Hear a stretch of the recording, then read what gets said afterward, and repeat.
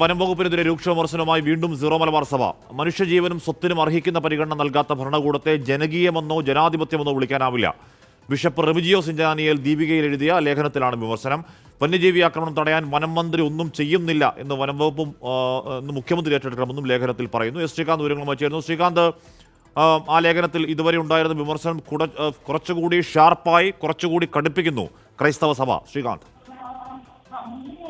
ഈ കഴിഞ്ഞ തവണ ഈ വനം മന്ത്രിക്കെതിരെ അതിരൂക്ഷ വിമർശനമാണ് ക്രൈസ്തവ സഭ ഒപ്പം തന്നെ ബിഷപ്പുമാരൊക്കെ തന്നെ നടത്തിയത്. അത് ഒന്നുകൂടി കടുപ്പിക്കുന്നു എന്നുള്ളതാണ് ഈ ലേഖനത്തിലൂടെ മനസ്സിലാക്കേണ്ടത്. കാരണം ഇപ്പോൾ ഈ താമരശ്ശേരി ബിഷപ്പ് തന്നെ ദീപിക ലേഖനത്തിലൂടെ മന്ത്രിയെ ലക്ഷ്യമിട്ടുകൂടിയാണ് ഇപ്പോൾ രംഗത്ത് വന്നിട്ടുള്ളത്. ബിഷപ്പ് റെമിജിയോസ് ഇഞ്ചനാനിയേൽ ദീപികയിൽ എഴുതിയ ലേഖനത്തിലാണ് വിമർശനം.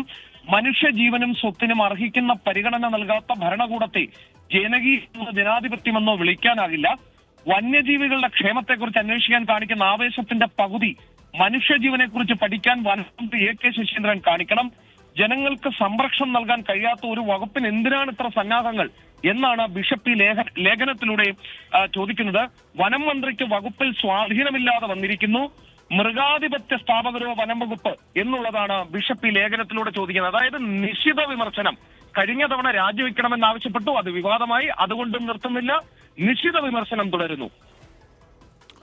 എസ് ശ്രീകാന്താണ് ആ വാർത്തയുടെ വിവരങ്ങൾ നൽകിയത്. രൂക്ഷമായ വിമർശനം വനം വകുപ്പ് മുഖ്യമന്ത്രി ഏറ്റെടുക്കണമെന്നാണ് ബിഷപ്പ് റെമിജിയോസ് ഇഞ്ചനാനിയിൽ പറയുന്നത്. വനം മന്ത്രി രാജിവെക്കണമെന്ന ആവശ്യം കൂടുതൽ ശക്തമാക്കുന്നു ക്രൈസ്തവ സഭ.